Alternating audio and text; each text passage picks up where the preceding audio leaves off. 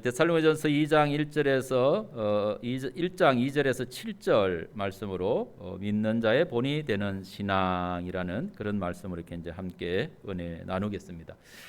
한 가지 이렇게 올해 우리 교회에 이제 그 신앙의 표가 여기 앞에 지금 이제 여기 추리 때문에 좀 잘 안 보이는데 저 뒤에 이제 세 가지가 있습니다. 여러분 저 뒤에 계신 분 보일지 모르겠어요. 첫째는 믿음의 역사, 두 번째는 사랑의 수고, 세 번째는 소망의 인내라는 이런 이 말씀입니다. 여러분 마음속에 꼭 이렇게 기억하시고 또 이제 특별히 제가 이제 매년 그 첫 주 이 설교는 바로 이제 우리 교회 표의 말씀을 가지고 설교하기 때문에 오늘 이 말씀을 잘 이렇게 들으시고 또 금년 한 해 믿음으로 승리하는 그런 삶이 되어지기를 주의 이름으로 축원합니다.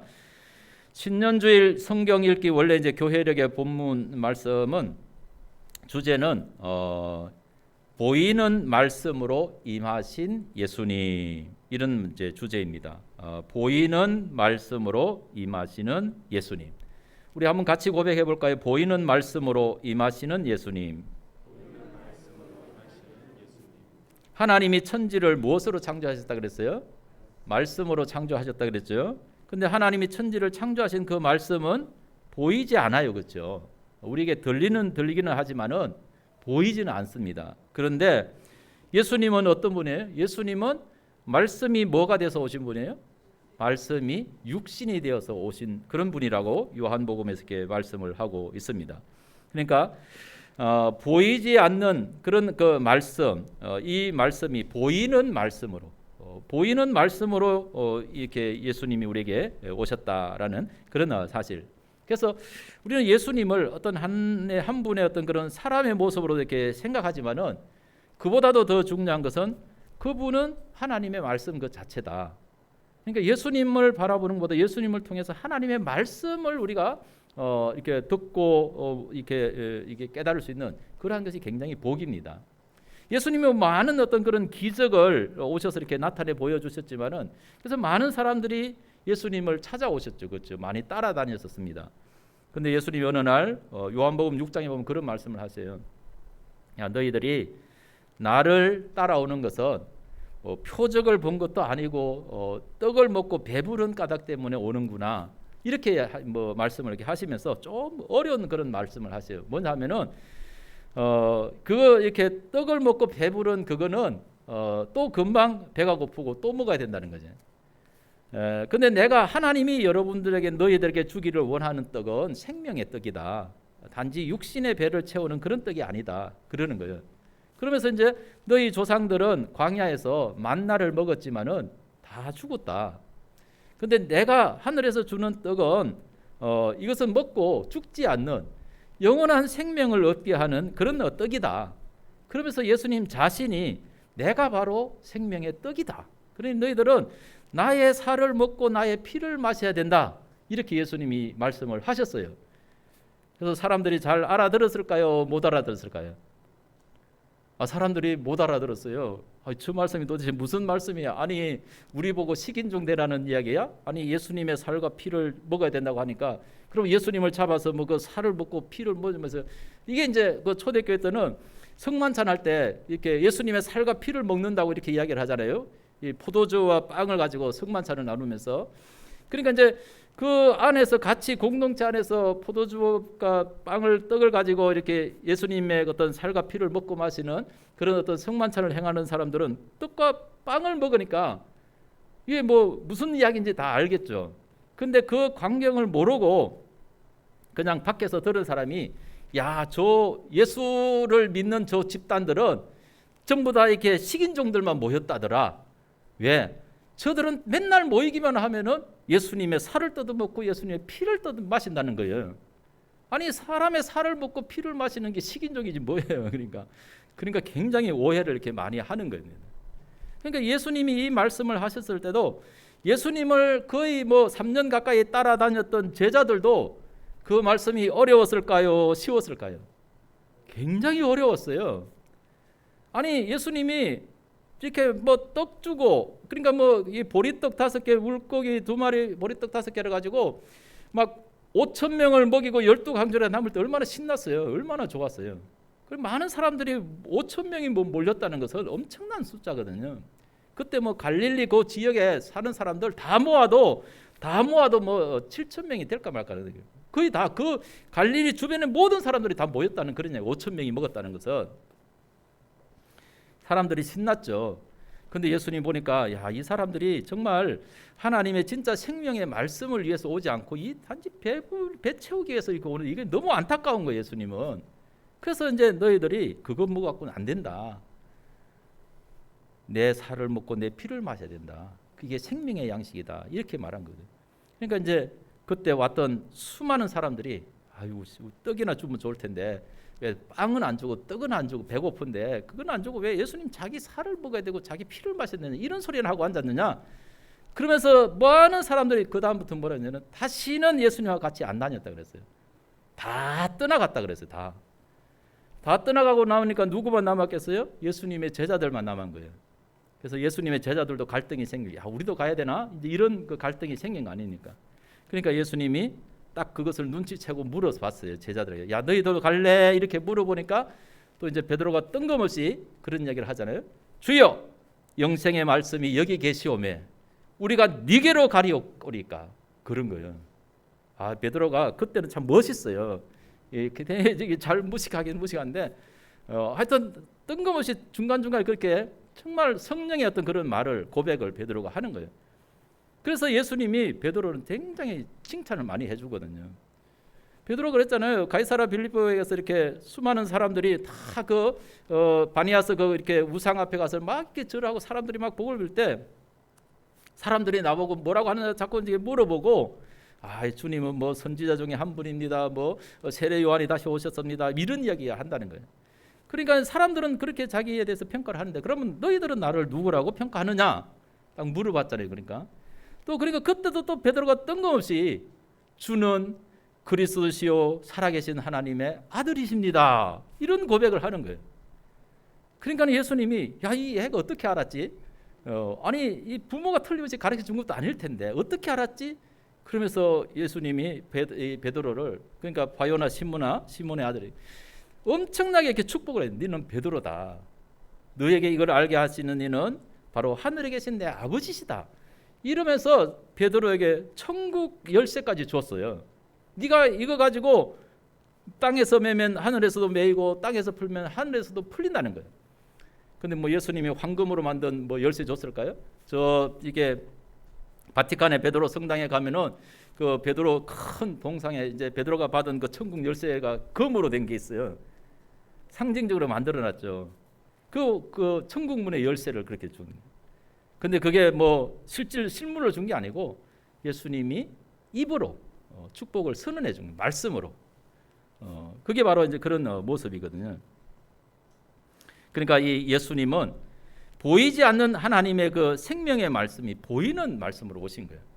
우리는 예수님을 생각할 때마다 뭘 생각해야 되냐면은 예수님의 어떤 그분 형상보다 더 중요한 것은 그분은 생명의 말씀이다. 하나님의 말씀 그 자체시다.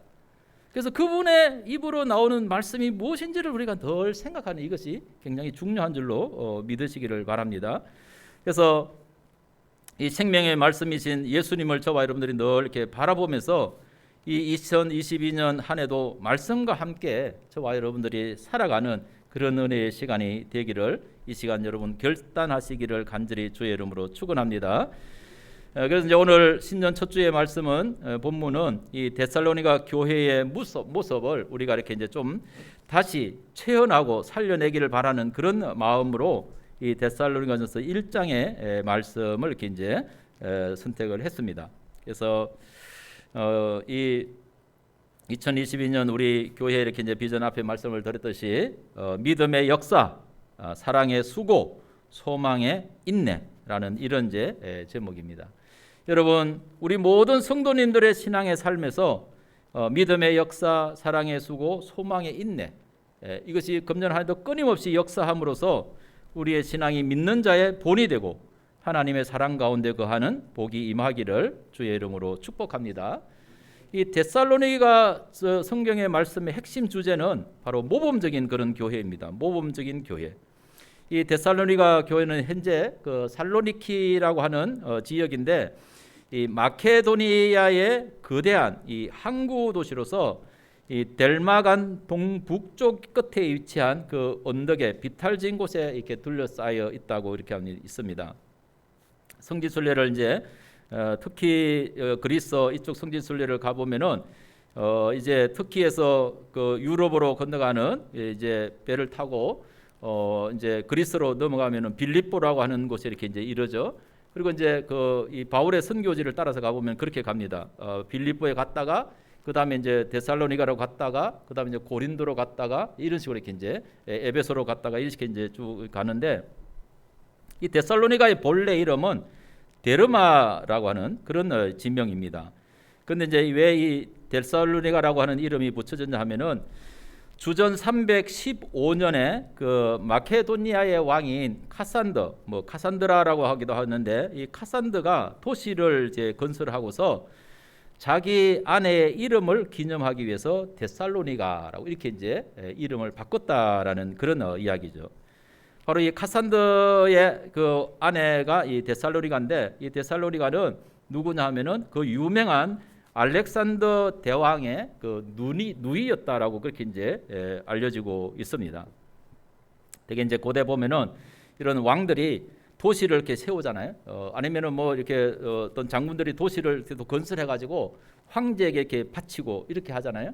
그러면은 되게 이제 그 이름, 도시의 이름을 바로 이렇게 이제 자기들이 어떤 이게 사람의 이름을 따 가지고 이렇게 바치기도 하고 하는 그런 모습을 우리가 볼 수가 있어요.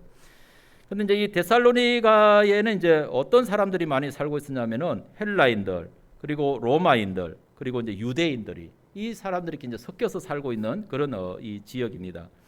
근데 이 데살로니가에 이제 교회가 세워진 것은 주후 52년 이제 바울이 제 2차 전도 여행 때 이제 그 1차 전도 여행 갔다가 2차 전도 여행 갈 때 이제 다시 1차 전도 여행 갔던 곳을 한번 돌아보고 이렇게 하려고 이제 소아시아로 이제 특히 지역을 갔는데, 이상하게 이제 그 이 드로아라고 하는 그런 곳, 그곳에 이렇게 갔더니 그 바다 건너 쪽에서 이제 바울을 이렇게 좀 초청하는 그런 환상을 이렇게 보게 되죠. 바다를 건너와서 좀 우리를 도와달라. 그런 어떤 환상을 보고서 이제 건너간 곳이 어디냐면은 바로 빌립보라고 하는 곳이거든요. 빌립보에 가가지고 이제 거기서 복음을 전하고 교회를 이렇게 이제 세우고, 그 다음에 이제 간 곳이 바로 이 데살로니가 지역이었습니다.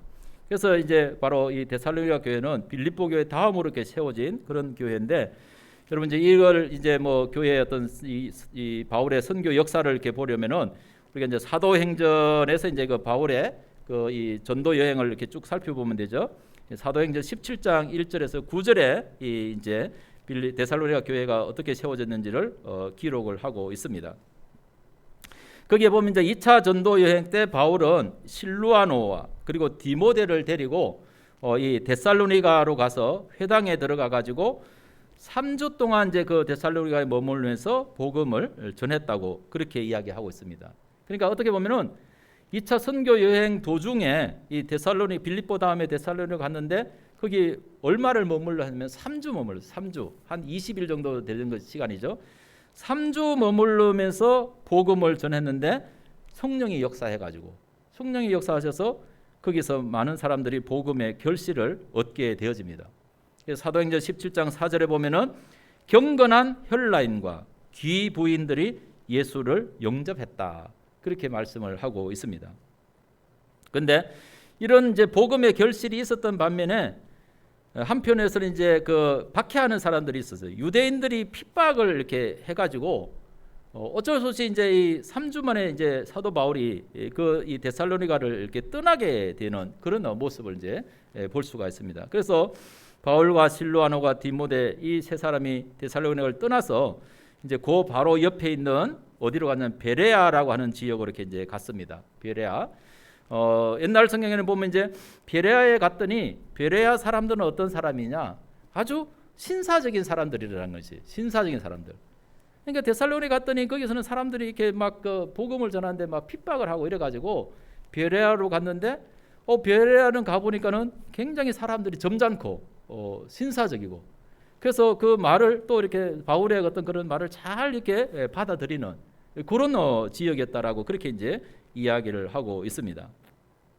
근데 이 베레아 사람이 아주 신사적이어서 너그러워 가지고 이 바울의 어떤 복음을 잘 듣고 있는데, 근데 이 데살로니가에서 이렇게 바울을 핍박했던 그 유대인들이 이 베레아까지 따라와 가지고 또 막 박해를 이렇게 하는 거예요. 죽이려고.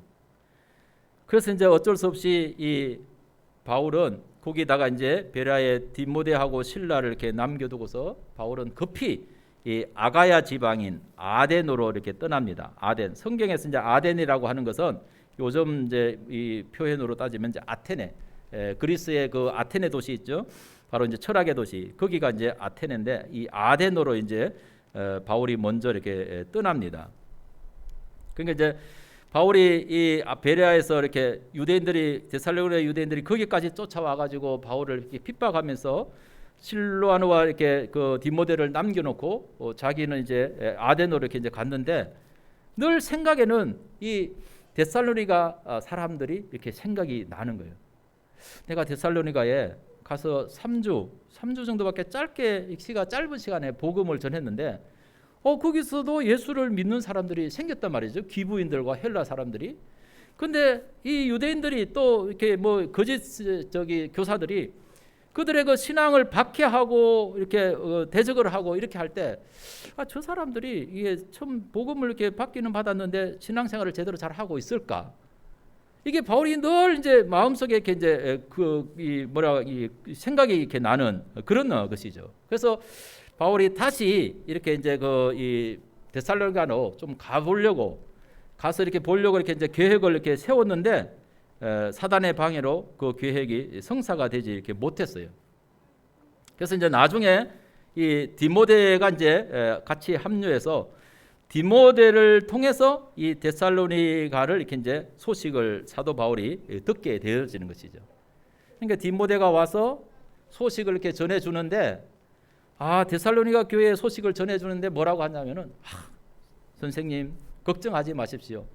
이 데살로니가 교회 성도들이 정말 그 핍박을 받는 그런 상황 가운데서도 아주 열심히 믿음 생활을 잘하고 있다는 거예요.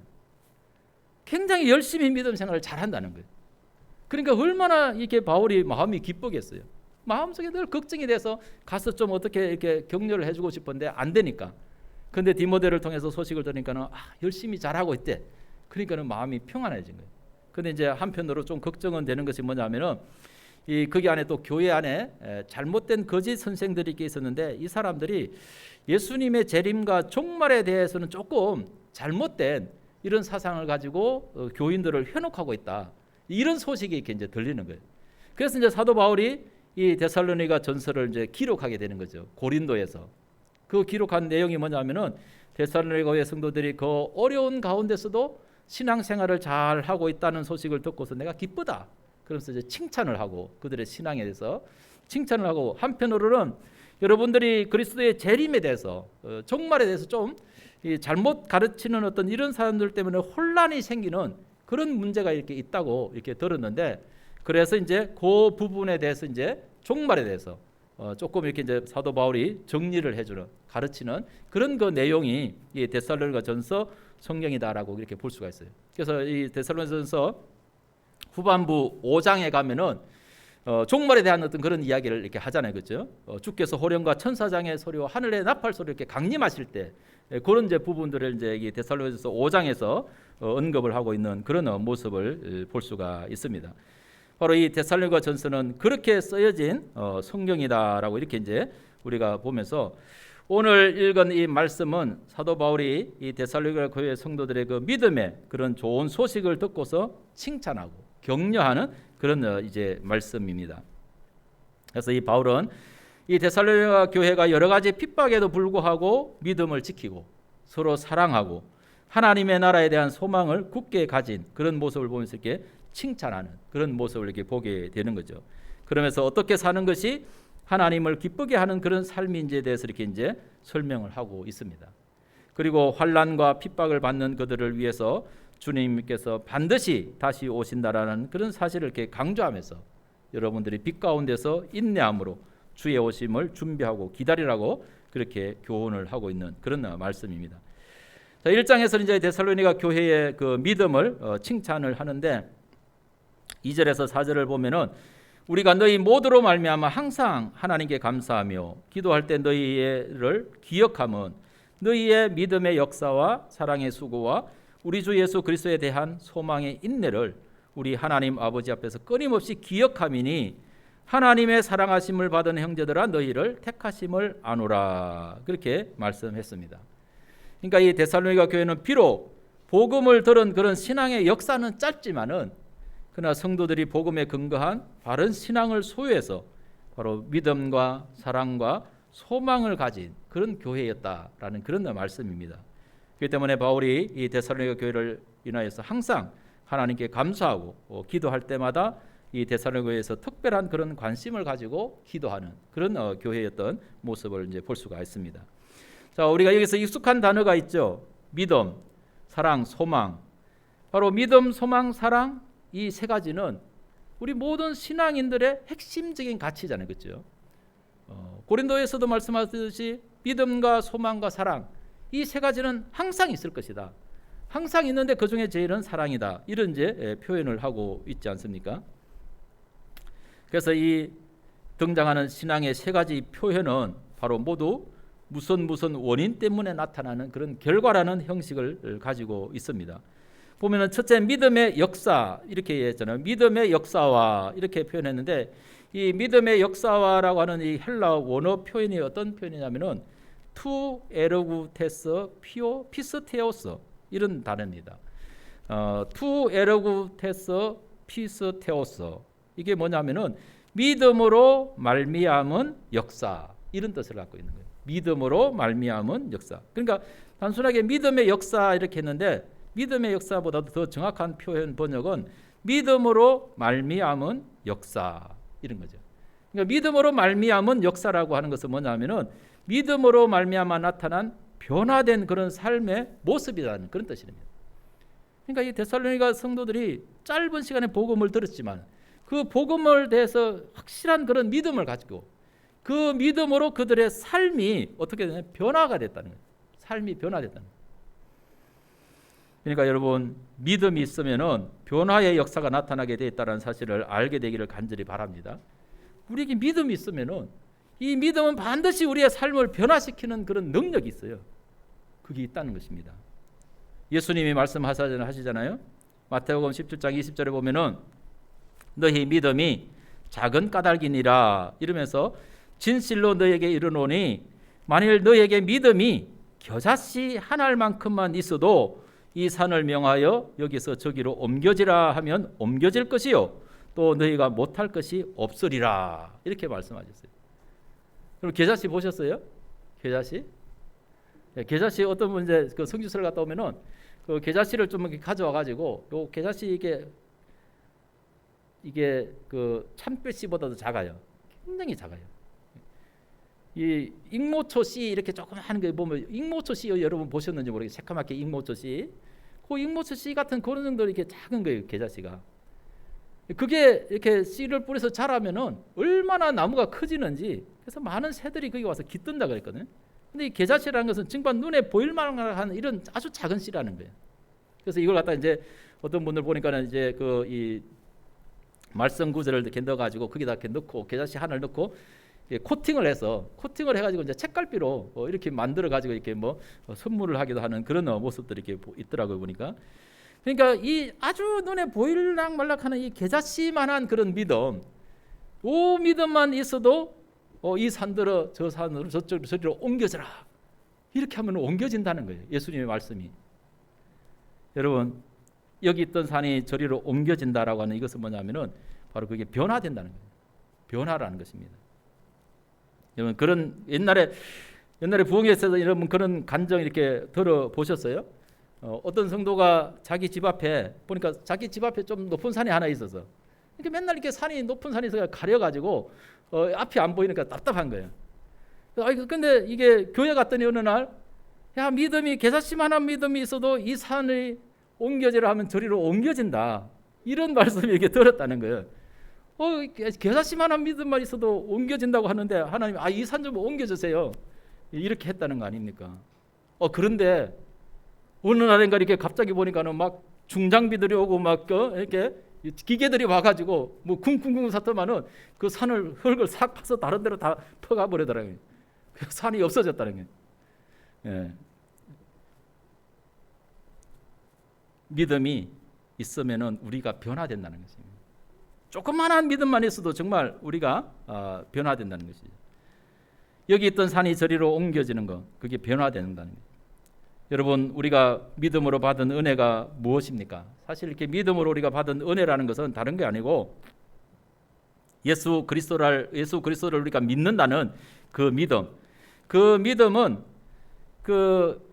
이제 어떤 필연적인 단계가 있죠, 그렇죠? 내가 예수 그리스도를 믿는다라고 하는 이 말에는 이게 함축된 그런 표현이지만은 그게 여러 가지 의미가 있어요.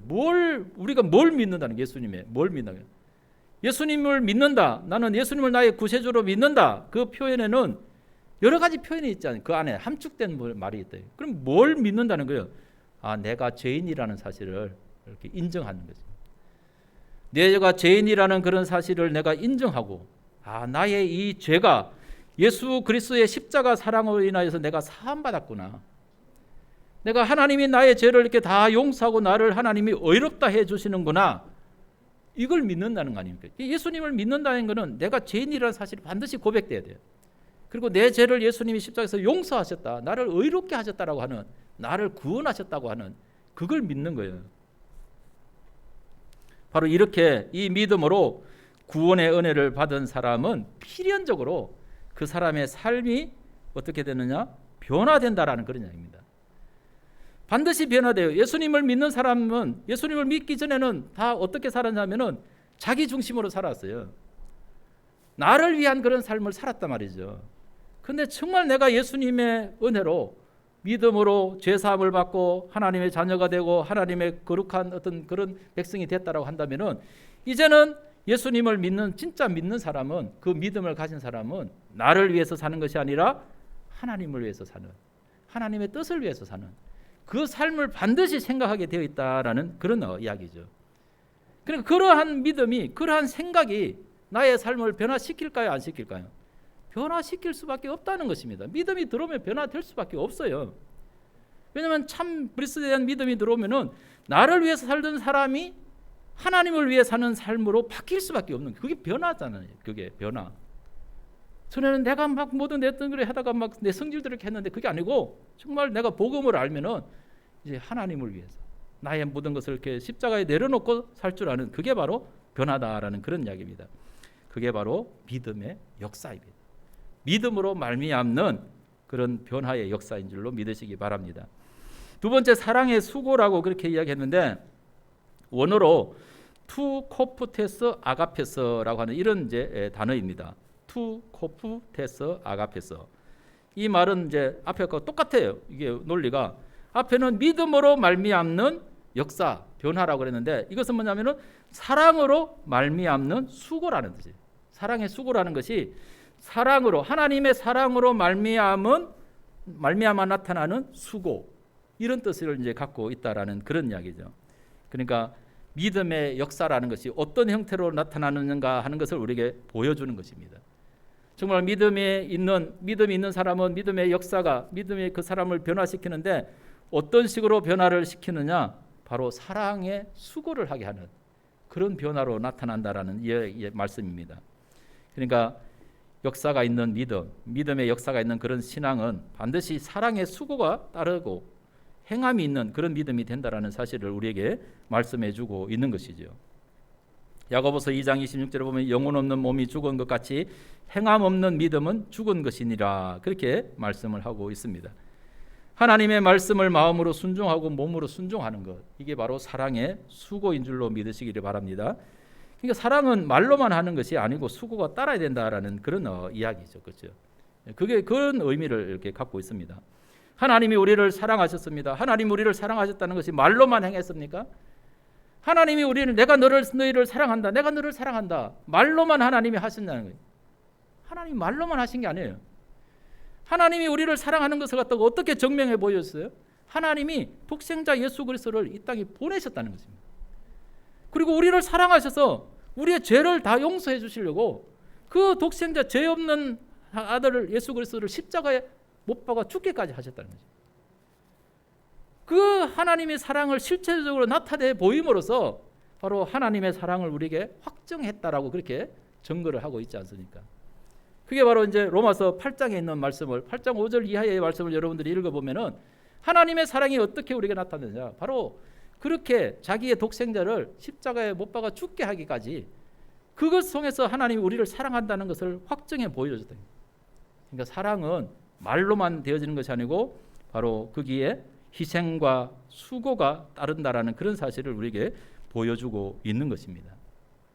그래서 정말 우리가 하나님의 은혜로 믿음이 있고 이 하나님의 사랑을 받은 그런 사람들은 어떻게 되냐 하면은 우리도 바로 그런 사랑의 수고를 하게 된다라는 그런 사실을 저와 여러분들이 알게 되시기를 간절히 바랍니다. 하나님은 그 사랑하는 자를 위해서 그 수고를 이렇게 하는 이것이 어떻게 보면 얼마나 하나님이 영광스러운 것인지를 우리에게 보여주는 거예요. 예수님이 십자가에 자기 자신을 이렇게 이제 내어줄 때, 예수님이 십자가에 자신을 이렇게 내어주는 것은 바로 우리를 사랑하셔서 우리의 죄를 위해서 내어주시는 거거든요. 근데 예수님이 그 십자가에 자기 자신을 내어주시는 그 길을 가면서 뭐라고 하셨냐면은 인자가 하나님 아버지께 영광을 얻을 때가 왔다 그런 거예요. 자기를 희생하고 자기를 내어주면서 하나님의 영광을 얻을 때가 왔다라고 그렇게 말씀을 하는 거예요. 그러니까 바로 이 사랑의 수고, 하나님의 받은 은혜와 사랑의 수고에는 희생이 따른데도 그 희생을 어떤 마음으로, 영광스러운 그런 모습으로, 그런 마음으로 생각하면서 그 길을 간다라는 그런 이야기입니다. 저와 여러분들에게 정말 이 사랑의 수고를 행하면서 그것이 이 사랑의 수고가 하나님이 나에게 주시는 영광이구나, 그런 마음으로, 그런 믿음으로 우리가 수고할 수 있는 은혜가 있기를 간절히 바랍니다. 세 번째, 소망의 인내라고 그렇게 말씀했습니다. 소망의 인내라고 했는데 이것도 똑같은 말이에요. 소망으로 말미암는 인내라는 그런 말씀이죠. 그러니까 참된 소망이 있는 사람에게는 반드시 뭐가 따라온다? 인내가 따라온다라는 그런 이야기입니다. 인내라는 건 뭐예요? 인내라는 것은 어떤 어려움이 있어도 그걸 참고 견뎌내는 그런 힘입니다. 그게 인내거든요. 근데 소망이 없으면은, 하나님에 대한 소망이 없으면은 여러분 인내할 수가 없어요. 하나님에 대한 소망이 있으니까 인내가 된다는 그런 사실을 저와 여러분들이 알게 되기를 간절히 바랍니다. 히브리서 6장 19절의 말씀에 보면은 바로 이 신자가 소망을 가지고 있는 걸 뭐라고 표현하냐면은, 우리가 이 소망을 가지고 있는 것은 영혼의 닷 같아서 튼튼하고 견고하여 휘장 안에 들어가나니, 이렇게 말씀했어요. 바로 이 닷이라고 하는 이게 그 배에 달고 있는 그 돛 맞아요. 이 닷의 역할이 이렇게 뭡니까? 이 닷의 역할은 바로 방향을 이렇게 잡아주고, 또 뭐 옛날에는 이제 그 바람으로 배가 움직일 때는 바람의 힘을 받아서 이렇게 배가 잘 갈 수 있도록 그렇게 해주는 그런 역할이 바로 이 닷의 역할이다라는 그런 이야기입니다. 그래서 믿음이 있는 그런 사람들은 우리의 삶에 여러 가지 어떤 핍박과 박해와 환난과 어려움 이런 것들이 올 때 바로 이 소망이 있는 이런 사람은 우리의 영혼의 닷과 같아서 그러한 박해와 환난 속에서도 흔들림 없이 우리가 예수님이 가신 그 방향으로 나아갈 수 있도록 우리를 이끌어가는 줄로 믿으시기를 간절히 바랍니다.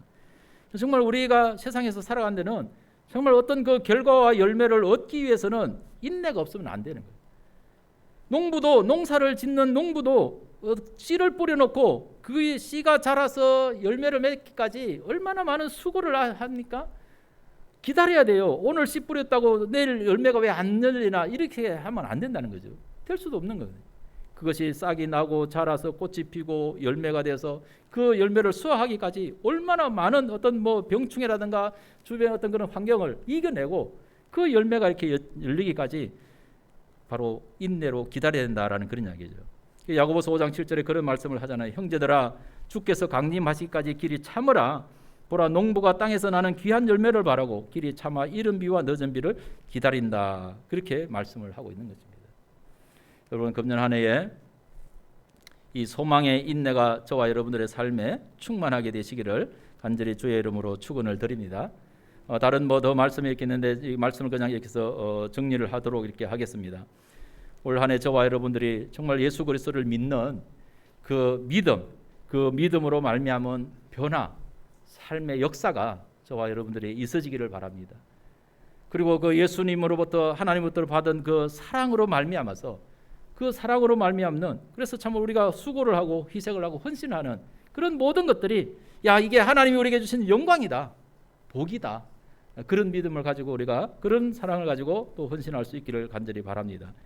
그리고 또 올 한 해 어떤 그런 일들이 있어도, 어떤 어려움이 있어도 하나님이 우리에게 주시는 그런 귀한 열매를 바라고 그 소망을 가지고 인내함으로써 승리해내는 저와 여러분들이 되어지기를 주의 이름으로 축원합니다. 기도하겠습니다. 거룩하신 하나님 아버지, 은혜와 사랑을 감사합니다. 데살로니가 교회 성도들이 사도 바울을 통해서 주시는 하나님의 복음의 말씀을 들었습니다. 그들은 그 말씀을 들을 때에 사람의 말로 받지 아니하고 하나님의 말씀으로 받음으로 그들에게 믿음이 생기고 그 믿음으로 말미암아 변화의 역사가 일어나며 참으로 하나님이 주시는 사랑과 은혜를 깨닫게 하시고 또 그 사랑의 수고를 아끼지 않으며 헌신하고 희생하면서도 하나님에게 영광을 돌리는 그러한 모습을 저희들이 바라보게 되어집니다. 그들에게는 하나님에 대한 참 소망이 있었습니다. 소망이 있었기에 그 어떤 시련과 어려움, 대적하는, 박해하는 그런 모든 사람들의 환난으로부터도 그들은 참고 견디어 인내하면서 하나님이 주시는 귀한 열매를 참으로 얻게 되어지고 주변의 많은 그런 사람들에게 신앙의 아름다운 본을 나타내게 된 줄로 믿습니다. 거룩하신 하나님 아버지, 우리 동부재단의 모든 성도들이 하나님의 말씀을 마음속에 믿음으로 받고 믿음의 역사, 사랑의 수고, 소망의 인내가 풍성한 그런 한 해가 되어져서 우리의 삶의 아름다운 하나님의 향기가 나타나게 하시고 참으로 하나님이 기뻐 받으시고 하나님 주시는 그 영광의 은혜를 함께 더불어 누리는 복된 삶이 되도록 이끌어 주옵소서. 예수님의 거룩하신 이름으로 간절히 기도드립니다. 아멘.